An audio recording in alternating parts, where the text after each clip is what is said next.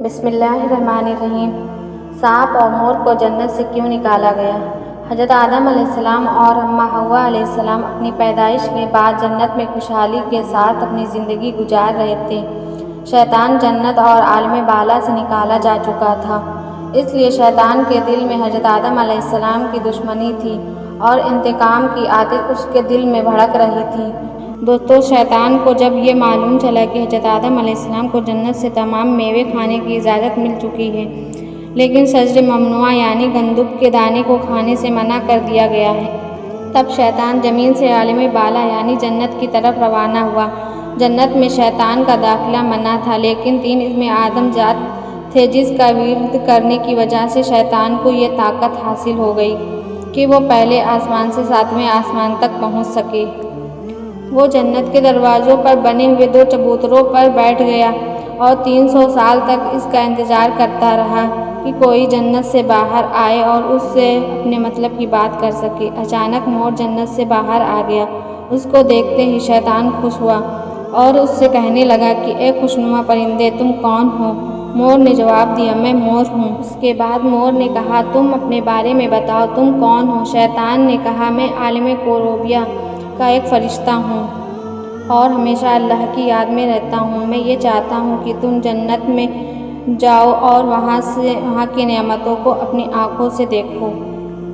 اس کے بعد مور نے کہا، تم اپنے بارے میں بتاؤ، تم کون ہو؟ شیطان نے کہا، میں عالم کروبیہ کا ایک فرشتہ ہوں اور ہمیشہ اللہ کی یاد میں رہتا ہوں۔ میں یہ چاہتا ہوں کہ جنت میں بھی جاؤں اور وہاں کی نعمتوں کو اپنی آنکھوں سے دیکھوں۔ شیطان نے مور سے کہا، اگر تم مجھے جنت کے اندر لے چلو گے تو میں تمہیں 3 ایسی باتیں بتاؤں گا جس سے تمہیں ابدی زندگی حاصل ہو جائے گی، تمہیں کبھی بڑھاپا اور بیماری نہیں آئے گی اور تم ہمیشہ جنت میں رہو گے۔ لالچ میں آ کر مور نے کہا کہ مجھ میں تو اتنی طاقت نہیں ہے کہ میں تمہیں جنت میں لے جاؤں، لیکن ایک سانپ میرا دوست ہے، وہ شاید تمہاری مدد کر سکے۔ یہ کہہ کر مور سانپ کے پاس آیا اور اس سے سارا ماجرا سنایا۔ سانپ بھی شیطان کی بات سے بہت خوش ہوا اور اسے اپنے منہ میں چھپا کر جنت میں داخل ہونے میں کامیاب ہو گیا اور شجر ممنوعہ یعنی کہ گندم کے پاس پہنچا دیا، جو حضرت آدم علیہ السلام اور حضرت حوا علیہ السلام کو کھانے سے منع کیا گیا تھا۔ وہیں دوسری طرف جنت کے نگہبانوں کو ترنت اس بات کا پتہ چل گیا کہ شیطان جنت میں داخل ہو گیا ہے۔ جب نگہبان شیطان کو جنت سے نکالنے لگے تو اللہ کا حکم ہوا کہ اسے ابھی جنت میں ہی رہنے دیا جائے۔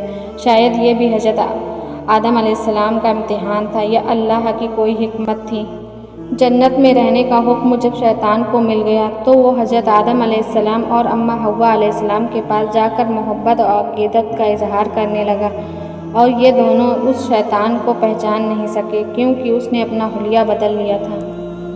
اس نے حضرت آدم علیہ السلام سے کہا کہ میں چاہتا ہوں کہ آپ جنت میں اسی طرح خوشحال زندگی گزارتے رہیں۔ حضرت آدم علیہ السلام شیطان کی بات سن کر گہری سوچ میں ڈوب گئے۔ شیطان نے کہا، اگر آپ نے میری بات پر عمل کیا تو یقیناً آپ کو ہمیشہ جنت کی ہر نعمت حاصل رہے گی۔ یہ سن کر حضرت آدم علیہ السلام شیطان کے بہکاوے میں آ گئے اور پوچھا کہ یہ کس طرح ممکن ہے؟ تب شیطان نے کہا، اگر اس گندم کے دانے کو اگر آپ دونوں کھا لیں تو آپ کو ابدی حیات میں حاصل ہو جائے گی اور آپ جنت میں ہی رہیں گے۔ یہ بات سن کر حضرت آدم علیہ السلام کے دل میں رجحان پیدا ہو گئی، لیکن ان کے دل میں اللہ کی نافرمانی کا خوف آ گیا۔ لیکن حضرت اماں حوا شیطان کی باتوں میں آ گئیں اور ان کے کہنے پر دونوں نے اس گندم کے دانے کو کھا لیا، جس کے بعد دونوں بے لباس ہو گئے۔ اللہ کے حکم پر فرشتوں نے حضرت آدم علیہ السلام کو سری لنکا کے قریب اور حضرت حوا علیہ السلام کو جدہ کی سرزمین پر اتار دیا۔ شیطان کو جنت سے حضرت آدم علیہ السلام کو سجدہ نہ کرنے پر نکال دیا گیا تھا۔ آپ کو بتا دوں کہ سانپ جب جنت میں تھا تو اس کے منہ سے بہت اچھی خوشبو آتی تھی اور اس کے پیر بھی ہوتے تھے اور جیسے آج ہے اس سے بھی زیادہ خوبصورت ہوا کرتا تھا۔ مور کے پیر بھی خوبصورت تھے۔ جس پیر سے مور شیطان کو جنت میں لے کر گیا تھا، اس سے بھی وہ خوبصورت پیر واپس لے لیے گئے۔ اور بدصورت پیر بنا دیے گئے۔ جس منہ سے سانپ نے مشورہ دیا تھا اس سے اس کی منہ کی خوشبو چھین لی گئی اور اس کے پیر چھین لیے گئے اور جنت سے نکال دیا گیا۔ ایسی اسلامک ویڈیوز کے لیے ہمارے چینل کو لائک، شیئر اینڈ سبسکرائب کریں۔